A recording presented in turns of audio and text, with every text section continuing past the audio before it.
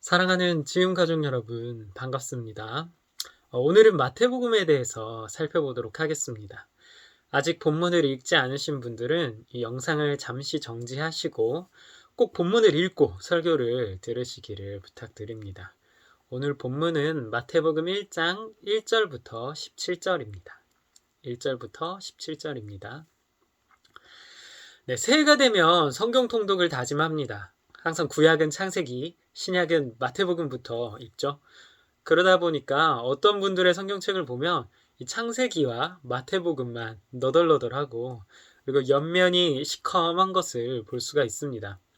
그만큼 마태복음은 66권의 성경 중 가장 많이 읽히고 사랑받는 성경이라고 말할 수가 있겠죠.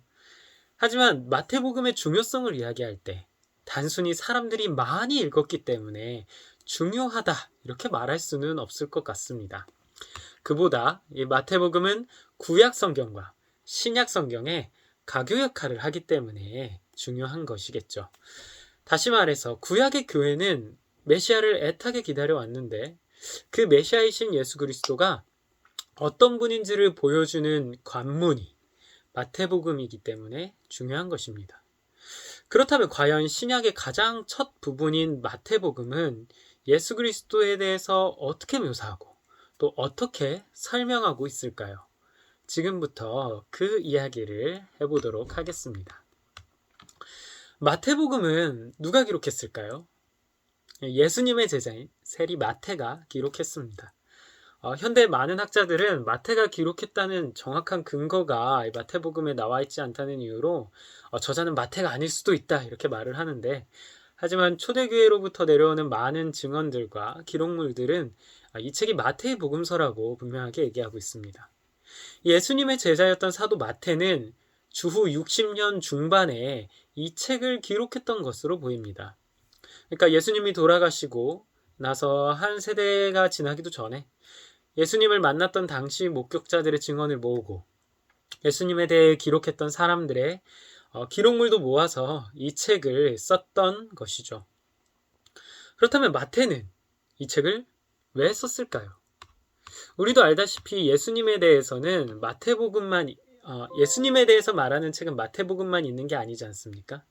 마태는 왜 이 책을 썼을까요? 이를 위해서는 공간복음에 대해서 알 필요가 있을 것 같습니다. 신약 성경에는 복음서가 4권이 있습니다. 그 중에서 이제 마태, 마가, 누가복음을 합쳐서 공간복음이라고 부릅니다. 이 공간이라는 한문을 풀어보면 함께 본다라는 뜻이 있죠. 즉, 이 3권은 요한복음과는 달리 유사한 관점을 공통적으로 가지고 있다는 의미입니다. 이 3권의 책은 구조도 비슷하고요. 내용도 비슷합니다. 예수님의 치유 사역이나 축기 사역이나 비유의 가르침 등을 주로 이야기를 하죠.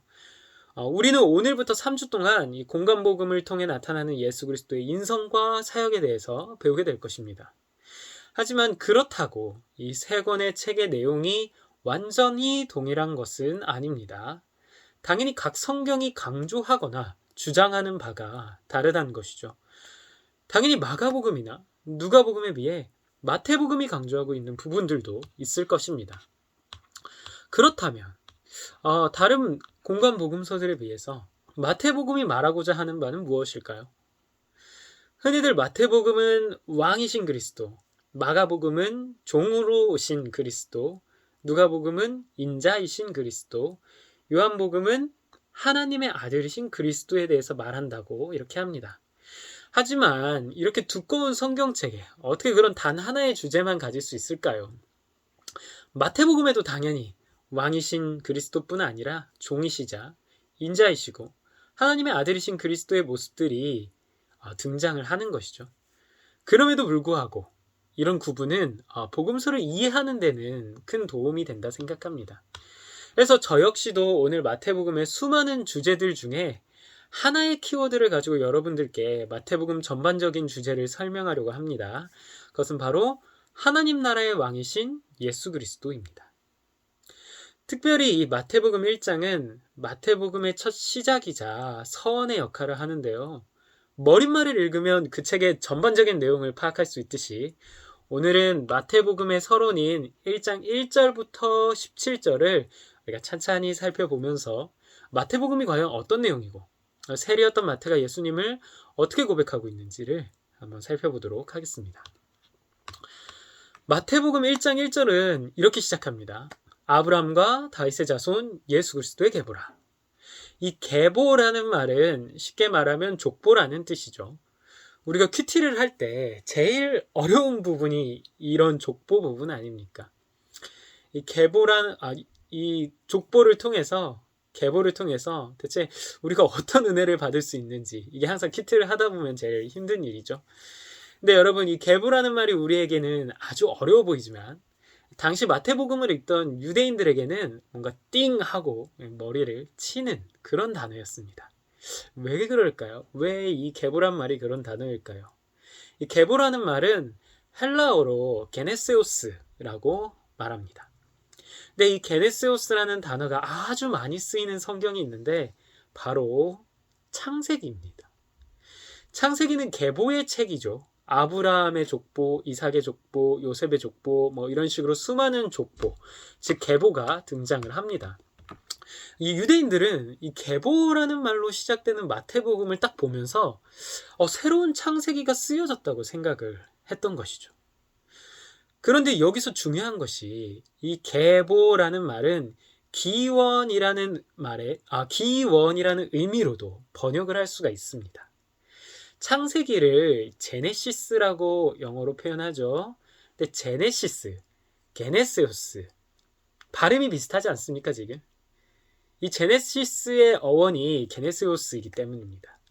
그러니까 계보라는 말에는 기원이라는 의미가 있기에 창세기는 족보의 책이지만 동시에 기원의 책이라고도 할 수 있는 것이죠. 그렇다면 여러분, 오늘 마태가 자기의 복음서의 첫 시작을 계보라는 단어로 시작하는 의도가 과연 무엇이겠습니까? 마태는 이 책을 읽는 유대인들에게 새로운 기원에 대해 설명하려고 하는 것이죠. 창세기가 세상과 언약의 기원을 알렸다면 그리스도의 복음의 시작이자 그리스도는 복음의 시작이자 기원이 되시는 분이라는 것을 알리고 싶어 하는 것. 이런 점에서 마태복음은 새로운 기원의 책이다. 이렇게 말할 수 있을 것 같습니다. 그러면 여러분, 이 기원의 책, 새로운 족보를 통해 보여지는 예수 그리스도는 어떤 분일까요? 오늘 본문을 아무 생각 없이 읽는다면 누가 누구를 낳고 누가 누구를 낳아서 계속 대대손손 이어지는 족보 마지막에 등장하는 한 명의 사람이 예수님이다. 이렇게 보입니다. 하지만 예수님을 소개하기 위해 이렇게 긴 족보를 사용하는 데는 특별한 이유가 있겠죠. 마태복음이 소개하는 예수 그리스도를 이 족보를 통해서, 이 계보를 통해서 저는 두 가지로 정리하였습니다. 첫 번째는 왕이신 예수님, 두 번째는 하나님 나라의 왕이신 예수님. 이렇게 됩니다. 먼저 예수 그리스도는 왕으로 이 땅에 오셨습니다. 왕이신 예수님이란 거죠. 그것을 어떻게 알 수 있습니까? 오늘 1장 1절을 한글 성경으로 읽어보면 아브라함과 다윗의 자손 예수 그리스도 이렇게 써있죠. 근데 원문은 그 순서가 좀 다릅니다. 영어 성경이 원문과 순서가 좀 동일한데요. 마태복음 1장 1절을 그대로 직역을 하면 이렇게 됩니다. 예수 그리스도의 기원의 책이라 다윗의 아들이자 아브라함의 아들이더라. 어떻습니까? 뭐가 좀 다른 것 같나요? 아브라함보다는 다윗이 먼저 등장하죠. 족보라고 우리가 생각을 할 때, 계보라고 생각을 할 때는 선조에서부터 쭉쭉쭉쭉 내려와야 하는데 다윗을 먼저 이야기하고 있습니다. 왜 다윗의 자손이라는 것이 아브라함의 자손이라는 것보다도 더 강조가 되고 있을까요? 이는 이제 마태복음 1장 6절을 보시면 더 쉽게 이해할 수가 있습니다. 예수 그리스도의 족보에는요, 수많은 왕들이 적혀 있습니다. 근데 그 누구도 족보에 왕이라고 표현되어 있지 않아요. 누구만 왕이라고 적혀 있습니까? 6절에 보니까 다윗만이 왕이라는 칭호를 쓰고 있죠. 이제 왜 다윗이 먼저 나오는지 조금 이해가 되지 않습니까? 예수님께서는 이 땅에 수많은 사람들이 아니라 다윗 왕의 자손으로 오셨다는 것을 강조하기 위함입니다. 즉 다윗 왕과 같은 메시아가 오셨다는 것을 이 마태복음 1장의 첫 시작인 서원에서부터 독자들에게 알려주는 것이죠. 다음으로 두 번째는 예수님은 하나님 나라의 왕이십니다. 그냥 왕이 아니고요. 하나님 나라의 왕이십니다. 여러분, 예수님이 다윗과 같은 왕으로 이 땅에 오셨다고 말을 했습니다. 다윗이 어떤 왕인지를 이해하기 위해서는 아브라함에 대해서도 좀 알 필요가 있어요. 그래서 마태복음 1장 1절에는 아브라함의 자손이라는 것도 중요하게 다루고 있는 것이죠. 아브라함은 어떤 인물입니까? 창세기 12장에서 아브라함은 하나님께 세 가지의 약속을 받습니다. 씨, 땅, 복. 그러니까 아브라함은 자손이 번창하고 가나안 땅을 정복하고 열방의 복이 기원이 되는 이 세 가지 약속을 받는 것이죠. 근데 이 세 가지 요소는 하나님 나라의 요소이기도 합니다. 하나님께서 아브라함에게 맺은 언약은 궁극적으로 하나님 나라의 백성이 번창하는 것, 하나님 나라의 영토가 확장되는 것, 하나님의 주권이 온 세상에 퍼져서 그 복이 가득한 하나님 나라가 이루어지는 것을 의미합니다. 그런데 여러분, 그 일을 누가 이뤄냈을까요? 바로 다윗 왕입니다. 다윗 왕. 다윗 왕 때에 이 일들이 이루어졌습니다. 다윗이 통치할 때 백성이 번창했고요. 가나안 땅을 모두 정복했고 주변에 있는 모든 나라들이 조공을 들일 만큼 통치가 강력했습니다. 근데 여러분, 이러한 다윗도 완벽한 통치자가 되지는 못했죠. 밧세바와 죄를 지어 심판을 받게 되었고요. 인구를 계수하다가 백성들을 죽게 하기도 했습니다. 결국 이스라엘은 몇 세대 가지 못해 분열하기에 이르죠. 다윗의 왕국이 완전한 하나님의 나라는 아니었던 것입니다. 하지만 오늘 본문은 완전한 통치자가 오셨다는 것을 보여줍니다. 바로 예수 그리스도를 통해 말입니다. 오늘의 족보를 통해 어떻게 그런 것들을 알 수 있을까요? 네, 이 족보에서 어떻게 그런 내용들이 담겨 있을까요? 마태복음에는 다른 복음서에는 없는 특이한 점이 있는데 바로 마리아의 동정녀 탄생에 대한 소식이 있죠. 마태복음의 족보에는 대부분 남자가 남자를 낳았다는 식으로 표현이 되어 있어요. 간혹 아내의 이름이 나올 때도 있지만 그때도 남편의 이름이 같이 적혀 있습니다. 그래서 보아스는 루색에서 오벳을 낳고와 같은 방식으로 표현이 되어 있습니다. 하지만 16절은 좀 다르죠. 예수님은 요셉이 아닌 마리아에게서만 나왔다고 적혀 있습니다. 이런 동정녀 탄생은 처녀가 잉태하여 아들을 낳을 것이라는 이사야서 7장 14절의 성취라고 볼 수 있습니다. 이사야가 기대하던 영원한 나라의 왕이신 메시아가 오셨다는 것을 이 짧은 표현으로 예고하는 것이죠. 그래서 오늘 본문 바로 뒤인 1장의 나머지 부분들은 이 동정녀 탄생에 대한 기사가 적혀 있습니다. 마태복음에는요, 이와 같이 새로운 시대를 열어갈 새 기원의 왕을 두 가지로 설명하고 있는 겁니다. 바로 다윗 왕과 같은 왕으로 오신 메시아 예수 그리스도, 그리고 다윗 왕의 나라보다 더 위대한 하나님 나라의 왕으로 오신 메시아 예수 그리스도, 이 두 가지를 얘기하는 것입니다. 그러면 마태복음 1장의 족보는 메시아이시자 왕이신 예수 그리스도를 보내시기 위한 구속의 역사가 담겨있는 구속사라는 것을 알 수가 있겠죠. 근데 여러분, 이 족보를 좀 찬찬히 살펴보시면 구속사에는 크게 두 가지 특징이 있다는 것을 알 수 있습니다. 바로 은혜의 역사와 심판의 역사가 있다는 것이죠. 오늘 여러분들이 이 본문을 읽으면서 이런 것들을 중점적으로 이렇게 보시면 정말 이 족보가 어렵기만 한 것이 아니고 참 재미있는 책이라는 것을 알 수가 있습니다.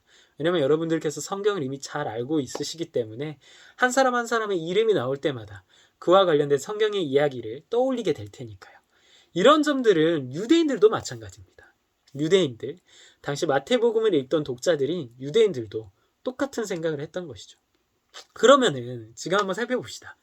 마태복음 1장에 족보에 이 들어있는 은혜의 역사들은 어떤 것이 있을까요?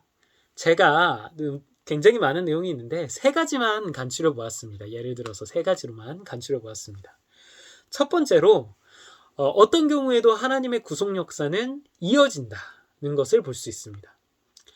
마태복음 1장 2절에 아브라함과 이삭의 이름을 볼 때 유대인들은 바로 이런 생각을 했을 것입니다. 야, 아브라함은 100세의 아들을 낳았지. 정말 위대한 일이야. 오늘 우리가 성경을 읽을 때는 그 결과를 다 알고 있기 때문에 믿음으로 그냥 그렇게 됐나 보다 이렇게 생각하겠지만, 아브라함은 나이가 찰수록요 자손을 주시겠다는 하나님의 약속이 이루어지지 않을 것이라고 여기고 많은 실수를 저질렀습니다. 자기 종을 양자로 삼으려고도 했고요. 그 다음에 부인인 사라가 아니라 첩인 하갈을 통해서 약속을 이어가려고도 하죠. 하지만 하나님께서는 그의 나이 100세에 놀라운 일을 통해 자손을 주셨죠. 당신의 언약을 이어가신 것입니다. 이를 통해 우리는 어떤 경우에도 하나님의 구속사는 하나님의 섭리 가운데 이어진다라는 것을 볼 수 있는 것입니다. 두 번째로는요, 구속사는 하나님의 주권 아래에 이루어진다는 걸 알 수 있습니다. 구속사는 하나님의 주권 아래에 이루어집니다. 1장 3절에서 유다의 아들 셀라가 있음에도 하나님께서는 그의 며느리인 다말을 통해서 유다의 자손을 이어가시죠. 이 이야기는 창세기 38장에 나오니까요. 우리 궁금하신 분들은 설교를 다 들으시고 한번 창세기 38장을 읽어보시기 바랍니다. 또한 이제 다말의 아들 세라와 베레스가 있는데도 불구하고요. 하나님께서는 둘째인 베레스를 선택하시죠. 더해서 에서와 야곱의 이야기도 마찬가지입니다. 누구를 선택하는지는 온전히 하나님의 주권에 달려 있습니다. 그래서 그분의 구속 역사는 이처럼 하나님의 주권에 달려 있다. 이거를 우리가 두 번째로 알 수 있었습니다. 세 번째로요. 인간의 죄 역시도 하나님의 구속 역사를 막을 수가 없습니다. 1장 6절을 보시면 밧세바는 다윗의 아내라고 불리지 않습니다. 우리아의 아내라고 적혀 있죠. 충복의 아내를 빼앗은 일은 다윗이 범한 아주 참담한 죄 중에 하나입니다. 그런데 이러한 죄에도 불구하고 하나님은 그분의 구속 역사를 이어가셨던 것이죠. 지금까지 이야기한 이 세 가지가 하나님의 은혜를 살펴볼 수 있는 장면들이었습니다. 우리의 능력이 부족하고요. 힘이 부족한 어떤 경우에도 하나님께서는 그분의 구속사를 어떻게든 이어가시고요. 때로는 자격이 없어 보여도 하나님의 주권 아래 그 일이 이루어집니다. 또한 심지어 우리의 죄악 가운데서도 하나님께서는 구속사를 이어가시니 이것이야말로 참된 은혜의 역사라고 말할 수가 있겠죠. 그렇다면요, 여러분, 심판의 장면들은 어떤 것들이 있을까요? 제가 딱 두 가지만 한번 살펴보겠습니다. 첫 번째로, 당시 마태복음의 독자인 유대인들에게는 그들의 혈통이 순혈이 아니라는 것이 사실 심판의 경고와도 같았습니다. 유대인들은 순수 혈통에 대한 자부심이 엄청났습니다.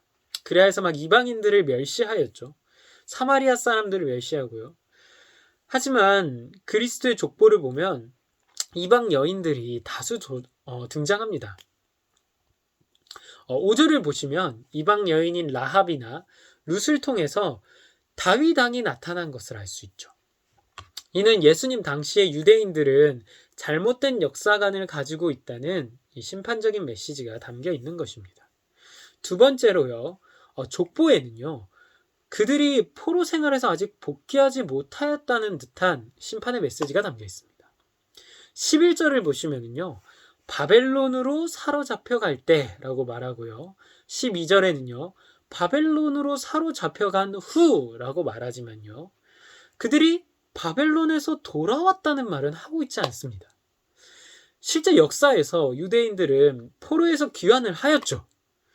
하지만 마태는 이스라엘 백성들이 아직 회복하지 못한 것처럼 족보를 써내려가고 있는 것입니다.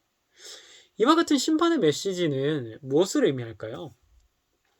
영적 이스라엘인 그리스도의 교회는 혈통으로만 이루어지지 않았다는 것을 보여줍니다.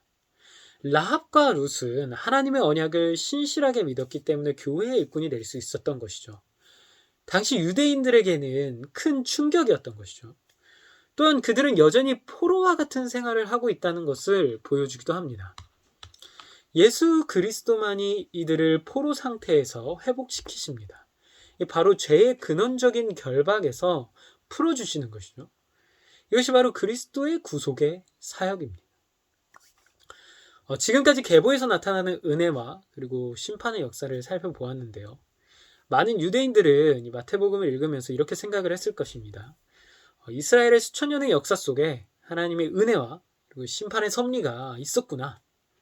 근데 이 은혜의 역사를 이어가고 완전한 심판의 날을 이끄실 그 새로운 계보, 그러니까 새로운 기원이 누구인가? 이런 생각을 하겠죠. 그리고 이들은 16절에서 이르러서 그 주인공을 찾게 될 것입니다. 그분은 바로 예수 그리스도라는 걸요. 사랑하는 지음가족 여러분, 여러분들은 어떤 메시아를 찾고 계십니까? 오늘날의 시대에는 돈이 메시아죠. 어렵고 빈곤한 처지, 궁핍한 형편에서 우리를 구원하고 건져낼 은혜의 요소는 돈밖에 없어. 이렇게 생각하는 사람들이 있습니다. 또 어떤 이들에게는 사람이 메시아가 되죠. 외롭고 쓸쓸한 인생을 지켜주는 동반자, 또는 내 주변에 좋은 사람들이 있으니까 교회나 종교 따위는 굳이 가지 않아도 된다. 이렇게 생각하는 사람들이 있습니다. 또 어떤 이들은 지식과 재능이 그들의 메시아가 됩니다. 더 많은 것을 알고요. 더 많은 것을 할 수 있다면 자기 삶에 두려운 것은 아무것도 없다. 이렇게 생각을 하기도 합니다. 우리 지음가족 여러분들은 어떻게 생각하십니까? 이처럼 다른 메시아를 찾아서 헤매이십니까? 우리는 세상의 부질없는 것들에 목매이지 않았으면 좋겠습니다. 우리에게 은혜와 심판 가운데 이 땅을 창조하시고 섭리하시는 삼위 하나님이 함께 계십니다. 그리고 그 하나님께서 이 땅에 사람의 몸을 입고 내려오셔서 완전한 왕이 되어주셨습니다. 그분이 바로 예수 그리스도이십니다. 누군가는 물어볼 수 있습니다. 그리스도를 믿는다고 형편이 좋아집니까? 그리스도를 믿는다고 외롭지 않아집니까? 그리스도를 믿는다고 삶에 대한 두려움이 사라집니까? 맞습니다. 지금 당장은 그럴 수도 있고 안 그럴 수도 있죠. 그렇지만 우리는 이 땅의 모든 만물을 통치하시는 이 머리 대신 예수 그리스도가 함께 할 때에야, 그렇게 할 때 결국에 우리의 모든 고민과 걱정이 해결될 것을 알고 있습니다. 왜 알까요? 왜 그렇게 생각할까요? 우리를 죽음으로 이끄는 모든 죄의 결박이 풀어지고 왕이신 예수 그리스도를 따라 승리의 삶을 살아갈 것을 확신하기 때문이죠. 바로 예수님께서 세상 사람들은 이 땅에서 자기가 죽어 있는지도 모르고 잘 살겠다고 아등바등 하지만 우리는 죽어있던 우리가 생명을 얻는 방법을 바로 예수님 안에서 찾았기 때문입니다. 예수님께서 완벽한 은혜와 심판의 역사를 계속해서 이어가실 분이라는 것을 확신함으로 말입니다. 마태복음에 등장하는 계보에 따라 그리스도의 왕권을 인정하지 않는 자들은 심판에 빠지게 될 것이고, 그를 믿고 의지하는 자들은 은혜의 역사를 계속해서 써내려갈 것입니다. 말씀을 마치도록 하겠습니다. 마태복음의 저자인 마태는 세리였습니다. 그는 동족을 로마에 파는 사람이라고 많은 지탄을 받았던 사람이죠. 하지만 예수님께서는 그를 불러서 제자로 삼아주셨습니다. 그런 마태가 고백하는 예수님은 하나님 나라의 왕으로 오신 분입니다. 죄악 중에도 우리를 살리시고 건져내셔서 하나님의 놀라운 구원 역사를 이루어 가시는 분이시며, 우리의 능력과 재능과 이러한 지식이 부족하여도 선택하여서 사용하시는 분, 그분이 바로 예수 그리스도이십니다. 하나님 나라의 왕으로서 은혜와 심판의 완전한 뜻을 펼치시는 분, 무엇보다 우리를 사랑하셔서 언제나 우리를 지키시고 보호하시는 왕이신 하나님, 그분이 예수 그리스도라고 마태는 고백하고 있습니다. 그러므로 사랑하는 지음가족 여러분, 예수님을 우리 삶의 주권자요 왕으로 인정합시다. 우리가 그분의 백성임을 고백하며 그의 그늘 아래에 거합시다. 오늘 배운 마태복음을 깊이 읽으시면서 왕이신 예수님을 따라 매일매일 놀라운 구속 역사를 함께 써 내려가시는 우리 지금 가족 여러분들이 되기를 소망합니다. 말씀 여기서 마치겠습니다.